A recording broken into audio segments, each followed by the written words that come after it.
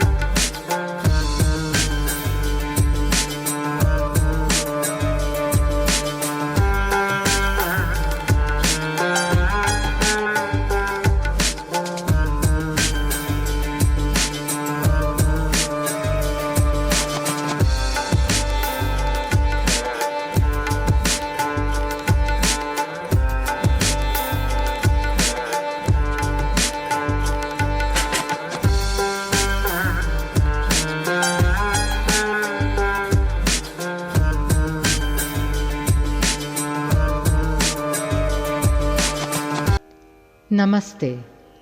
Karanritya, dancing hands.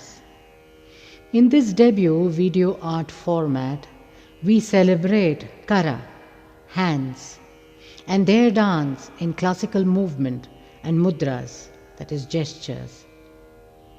The hands sing, walk, talk, and dance in fluid space to exalt the glory of the Mother, Goddess Amba Kamakshi. The Sanskrit verses of Adi Shankaracharya from the Sri Kamakshi Stotram have become the source of words to visualize and create her form. My humble pranams to all who are viewing this first of its kind sharing of Karanritya.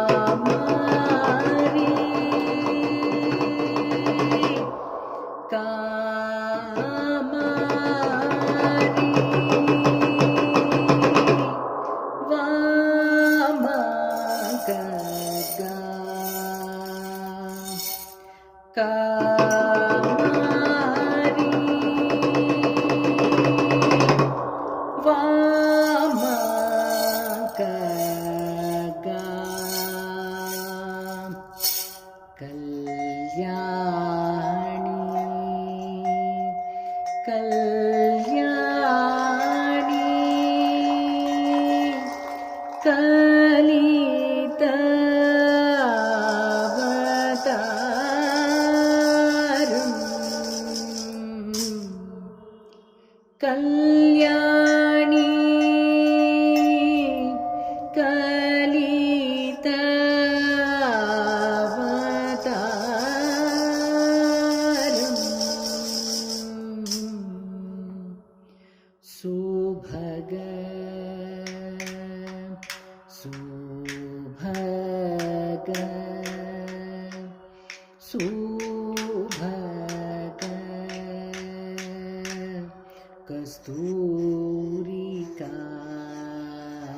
चर्चिता सुभग कस्तूरिका चर्चिता कंपा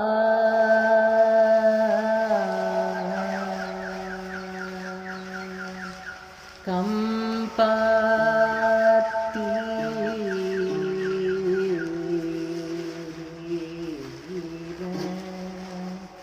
कंपाति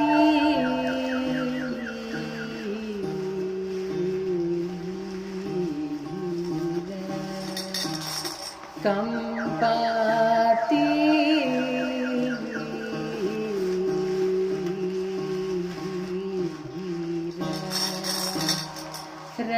रसाल मूलनीलया कंपाति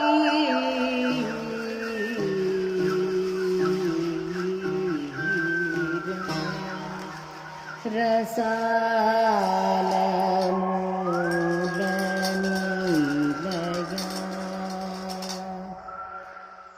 कारुण्य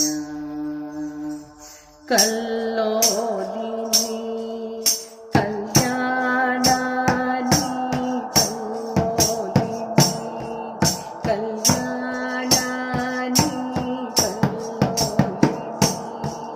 कल्याणानि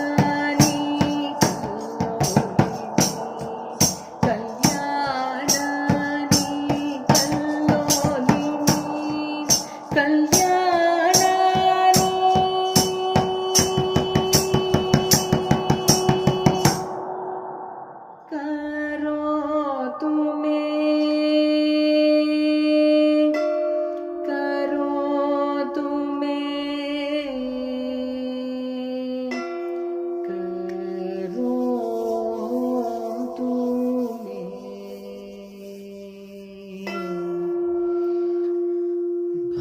भगवती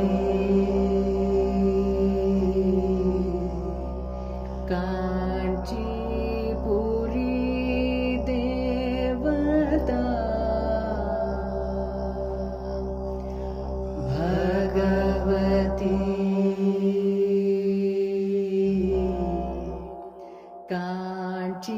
कांचीपुरी देवता भगवती भगवती भगवती कांचीपुरी देवता कांचीपुरी देवता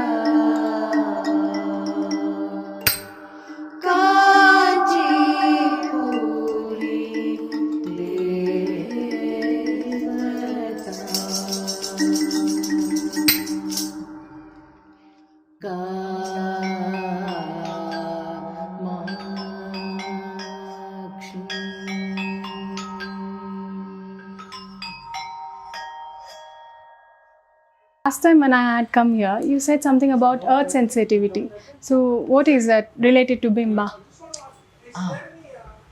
You know, this earth sensitivity is a practice. Now, sometimes we wonder, isn't it? Does the practice come first or does the theory come first? We've always learned in school and college that the theory is first. We learn the equation and then we practice that equation. We put it in the lab and finalize it. But here at Bimba, it is all ulta. Practice is first that we got into. Now, what is practice when we say earth sensitive art? Every word can stand up by its own. When we say earth, the mother, earth, goddess. So earth, and when we say sensitive, it does not mean that we are fanatic about it, because sensitivity has many, many flavors to it. It does not mean you're running after, uh, you know, the so-called word that we can now talk about as eco-friendly or things like that. It's more being aware of her. Maybe this touches a little bit of a spiritual aspect, which I may have to touch because the whole uh, bearing of Bimba is on spirituality.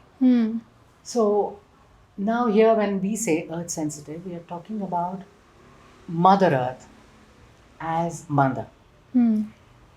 So as human beings also, we are sensitive towards our mothers. Yes. We care, we want to know what makes them happy. We want to do things for her. We want to know her likes and dislikes rather than what is your like and dislike. Isn't it? Yes. When a birthday comes, don't we do this? What does Amma like? Oh, she likes a pink color sari. So shall we get her a pink color sari? So there's so much thought which is going in to figuring out what she likes. Now the same concept you expand into what is Bimba. Now Bimba also is like one human being which wants to do what Mother Earth likes. This was a very easy concept to understand. Yes. I always wondered, what is earth sensitivity? Yeah. Is it what earth wants? I didn't have any Yes, clear. yes. Now, say, as as scientists or as people who get into creation, they all do a lot with Earth. Nothing about it. They all do a lot with Earth and its discovery and its everything. But they all do a lot with Earth as not as a mother. Right? As a planet more. Yeah, as a planet, as a entity, as an object, objectify. Fortunately, I could say that this didn't happen to us. I think the visual or the vision or the sensation that one experienced was that she is mother and she's my mother. And I would like to do what she likes. And that whole expression of what we do, what she likes, has taken the word Bimba. And earth sensitive, artistic practice. Because when we say practice, there is something nice about it, isn't it? Yes. Because practice does not mean you've come to an end of learning. Right? When we are artists, we are dancers, we are singers, we practice. So we do not end. We just go on and on and on and on and on. So like that, this whole expression is a practice. And this is something that I would like to grow. Like to grow with anybody who comes. I would like to grow this with human beings, with students, with children, saying that our life should be a living practice. It should not end with something, saying that I've acquired it, I've done it, it's done. So the fact that we get into such a concept in our mind, it enables us to actually be dutiful towards Mother Earth. On a board, I read that this building belongs to someone else before, Yeah. and now it belongs to the world, Vishwa. Yeah, right. How true, isn't it? Yes. It should be, right? The world, Vishwa. Vishwa as world means it encompasses the planet called Earth, and along with the planet, which is object as an Earth, that planet has a living sensation in it, right? Otherwise, how does it produce plants, trees? How does it have life-giving water? And in those waters, how are these fishes being formed? How does all this happen? That's because she is a living form. We are unable to sense her as a living form, but she is. these mantras which talk about reduce, reuse, recycle are all talking about forcing something into something else. The artistic process does this transformation in a very gentle way. So something seems to be going by, say, wood. The so-called intelligent observer may say the wood is being recycled in the artistic process. But recycling is a purpose, saying I will take this and I'll use it so that it becomes something that is utilitarian, like a chair or a cupboard. But the artist's process doesn't quite follow this, though the result may be a chair, or a cupboard. But the artist is, first of all, almost accidentally discovering this material flowing by or walking in. So it's not a conscious hunt for a eco-friendly material or something that has been discarded. You know, people have said you take something to like kasa and then make it into rasa. So this doesn't follow those forceful processes. So it's a very gentle discovery of beauty and truth and everything that flows into you and by you, and then it's transformed. And then the viewer can come in and say, oh, this is beautiful. And then beauty includes the idea that you're being gentle with earth. Because all this is material such an comes. important point, you know. When there is an effort involved in anything, that defines your intention to utilize your intellectual capacities. Right? You want to utilize your intelligence. So you put an effort, isn't it? But actually, for art, that is not the main definition. I mean, you don't need that at all. It doesn't exist. Because anything with effort becomes not natural. Nature is effortless, right? So to stay more in those spaces of natural happening is the is what art is. To be able to stay in that natural space without a real intention. The beauty that this results in can be a painting or it can be a chair. So in Bimba, we share this incredible possibility, which says that even for the creative process and for the artist who's creating something very specific at the end of the process, say a chair or a table or a cupboard out of wood, the artist's primary purpose is to discover beauty in the whole happening. And this, then, when it comes out as a real thing, so the artist has imagined, it seems, put effort intellectually, it seems, to transform. But these are all incidental. Almost to take a parallel, even a scientist doesn't put an intellectual effort to get a solution. So anybody who is flowing with the idea that I want to discover beauty, I want to discover truth, and then both beauty and truth have a place in life. And then I want to make this practical in my life. For example, when I buy a chair, can it be beautiful? Can it also be gentle with earth? Then I want to take this home. So then this whole process gets into a full cycle where even the person who carries it home is growing beauty and truth, not recycled product. The earth sensitivity art is so much related to the person or the nature. So how is spirituality connected to this? Actually, art,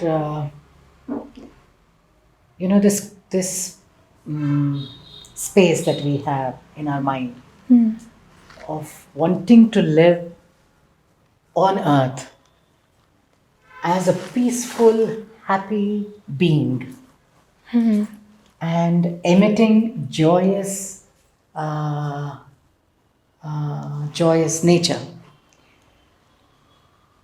This itself becomes like a bridge connecting your physical life with nature, because you have to traverse through nature, and it enables you to reach on the other side, which is the side where you have attained a complete experience of nature.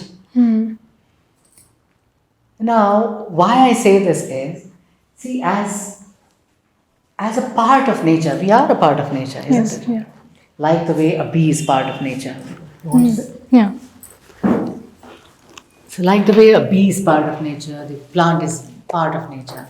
But somehow they all seem to know how to live, isn't it? Yes. Don't we feel sometimes, why is it that we do not know how to live? Because they don't need a doctor, Not a 9 to 5 job. not a 9 to 5 job, and they just know how to rectify their bodies. They know how a disease happens and what they have to consume to sort out their disease, whether it is an animal or even a plant. Not a concrete building to live in. Yeah, and the bodies that we are, the physical body, we just don't know anything about it. When we have a cold or a stomach ache, we have to run to the doctor. Doesn't that make you feel a little eerie? What is this? How come as a human being, I just do not know my own body that I'm living with 24/7? I just don't know anything about it. I am unable to cure it or give it what it needs when it is unwell, and unable to handle it when it is well. When it is too ecstatic, what are we doing? We just run to bars or some place and just have some merrymaking. We're not able to handle that either. And we're not able to handle when we are in disease. So then how do you live peacefully then? You cannot live peacefully, right? You are agitated because you are constantly with this thought, how do I acquire this? How do I get this? How do I know this? How do I know this? And we have spread ourselves so vast and deep and quite entangled we are, because we think the entire knowledge will come from outside. Yeah. We run to universities, we run to here, we run to doctors, we run to hospitals to know. We need a machine to tell us what is happening inside. I mean, when I woke up to this some years ago, I said, my God, what is this life? I mean, why are we like this? As a human race, why are we like this? We need an X-ray machine to tell us what is happening. We need an MRI machine to tell us what's happening. Where are we heading to? But this knowledge of what is there inside, how to handle the inside space, was a part of human being. It was there. It's just that we have become a little too busy outside. We do not spend any time with ourselves. Isn't it? So now the peace cannot be created if you do not spend time with your own self.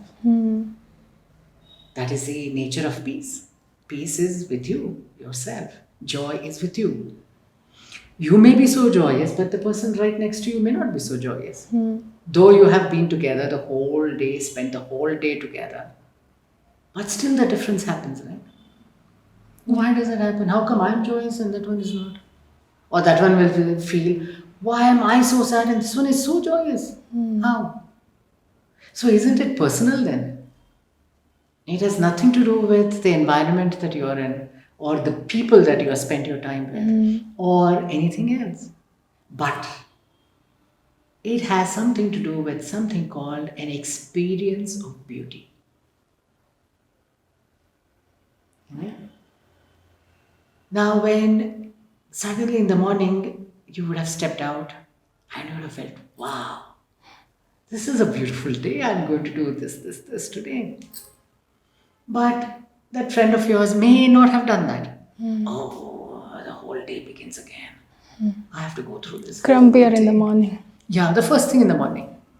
Sometimes it happens, right? You've all been through this. So it has changed the entire perspective for you. For you, the whole day is very beautiful. So anything that is coming by you, you're going to take it, it's beautiful, it's beautiful. But for the other person, whatever is coming by that day, oh, why am I here? What am I doing? Why was I not somewhere else? So now this beauty that one has experienced first thing that one is got out of, and you can visualize or feel, is a sensation, isn't it? It has nowhere, nobody teaches you this sensation. It is part inside you. Yeah. So the more you spend time with this sensation, that means you become sensitive to this sensation. That is art. That is art. And that will enable you to traverse this path, this life, create this bridge to be able to see nature and to be able to interact with nature. Now we are not interacting with nature, are we? We don't even know what that tree is feeling. Is it asking you to help it, or does it want to give you something? You're not even bothered. It's like an object. You're not aware of what the earth is saying as you walk. Everything is a living entity. Yeah. So how do we sensitize this? Then our interaction happens, right? Then we will feel as human beings a part of earth, born out of earth, living on earth, celebrating earth, giving everything to earth, not to the self. Now we have our minds is that we want everything for the Physical body. I want a house, I want education, Materialistic. I want a beautiful dress, I want this, I want that. This doesn't stop. Yeah. This is not now. It is like this for the last maybe 2000 years. That is how we've landed up like this now. You know, so deeply, so densely into materialism. So, but how? But you can sense all that. There have been moments where we have experienced that. Something, wow, that was something. When it comes to mind to get connected with nature, people will, okay, let's go to the hills today. That's it. Traveling. Yeah. What is that? You know, nature is right next to you, right? It begins from your skin, right? Isn't it? Yeah. Why do we need to go anywhere? We can create that right around us. Why are we not creating? And See, also the nature is like the weekends time. yeah, it's not time, it's a living. You need to live in it, right? That is why we have become away from nature. And the more we have become away from nature, we have stopped being artists. An artist is the one who will be able to be with nature. That is the only definition. Whether you're doing science experiments or you're doing physics, whatever, or you're celebrating statistics or whatever, but if you are aware of the natural, I would say music, natural vibration, natural language, then you have it. We are not taught this natural language. That is the only, that is where I feel Lack we of need connecting with nature. Yeah, now I think we need to turn. This is my only message to everybody, that time has come for us to learn the language of nature. For so long, we went into many other languages, right? We went into father languages. Right now, we need to go into mother language, which is earth sensitive, mama, mother, amma. Right? We need to know her language. And yeah, the purpose why I'm talking to you today is that I want this to reach many people, that let us begin to discover this language. You don't have to go anywhere. You know, that sensation which is there inside us, which we can sense and feel joyous, that is where it begins. That is where the beginning of that language. No tuitions required for that. No. It is one thing which thankfully does not need tuitions.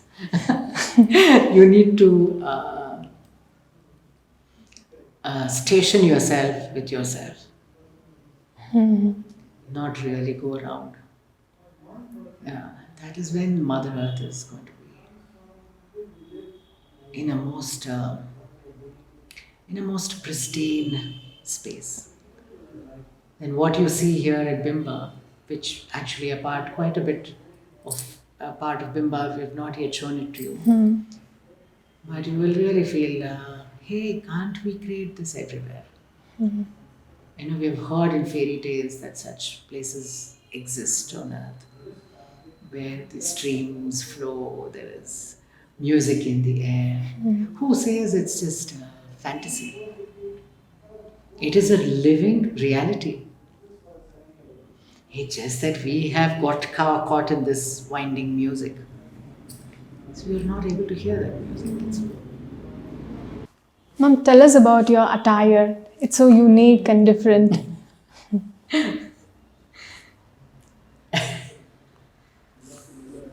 You know, our ancient people have told us something very, very beautiful.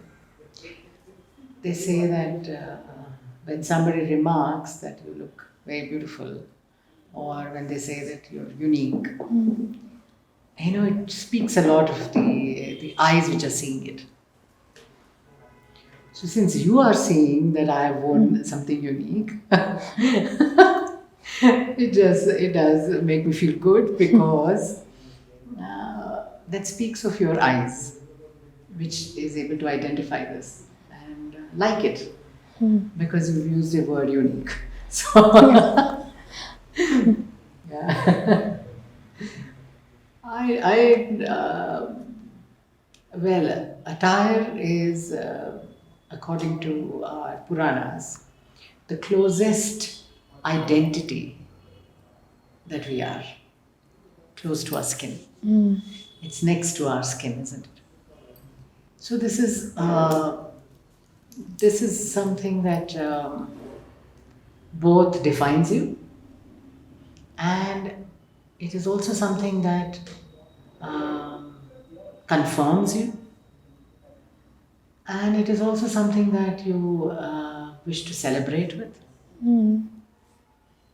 That's why we go and buy clothes. We're so fond of clothing. Yeah. So, so this, you know, for me, this is this so-called unique way for me is the only way that I feel I connect to the mother's bounty, what she gives us, and connect to our ancient times. Because somehow I want to keep that connection. I don't feel I want to disconnect with that, because I feel one's entire existence is because of our forefathers. And then it enables me to celebrate so many artists and artisans and their work. And the sari, if you ask me, is the most cool, I can use Trendy. this word. Cool and trendy, high fashion attire. You know why? Because every day it can give you a great opportunity to be creative. You just drape it the way you want it. You're not defined by what it should be. You know, everything else has a definition, right? Your kurta, you have to wear it like this. There's no other way.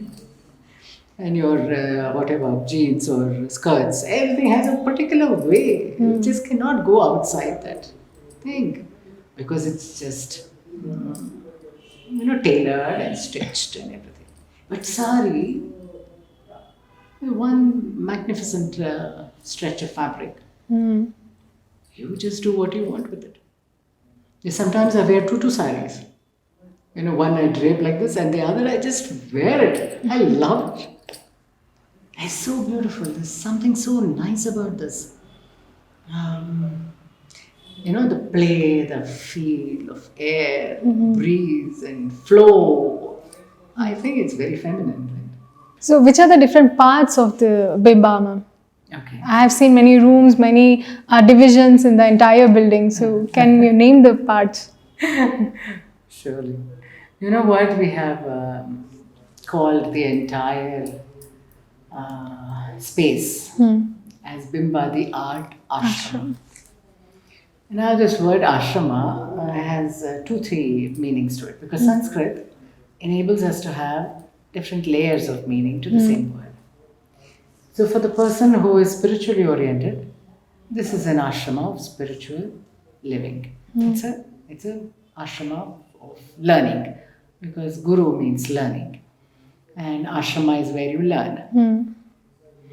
But there is another meaning where it is a place for shrama, where you exercise physically. You know, there's an effort put to the daily practice. Like if you have to wash, you don't have a machine to wash. You have to wash with your own hands. And if you have to do certain things, they're all physical, very physical. Right? And if you, they're all handmade. So all our clothing is handmade. Furniture we make is all handmade.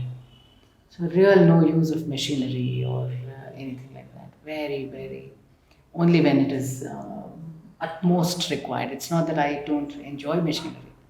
I enjoy the creation because I know that somebody would have put in a great mind to create a machine, right? It's an intelligent mind which has created it. So I enjoy that too. But I'm not all only living on it. Wherever one needs that. But otherwise, handmade. So wherever we are putting in handmade, that comes under the concept called shrama, where it is touched by the hand. So that is also another meaning for ashrama. So most of the work that you see here in Bimba is all handmade. So we have different spaces where kept a few things together. Like on the other side, we have a small place, a room-like thing where only clothes are kept. So it's a fabric kaksha, a room. This is a biggish hall, and this house is all furniture that I made with coconut trunks, pieces of wood that people sometimes have just left it here or there. I pick it up. And metal. I'm very fond of metal. I use metal a lot of it to enhance, to embellish, to beautify, to make it easier, to make it more handmade. And so one can easily bring in curves and all that through metal very easily. And then there is another part there, next room, where we have right now men's clothing. And there's another section which houses our clay models, clay Ganapatis and Gauris. And the central kaksha there, it serves as both reception area and talk area and everything. But the whole building is under this magnificent space. You want to tilt the camera to span the top. Is a 110-year-old building. And you can see the beauty of the structure. It is a 110-year-old building.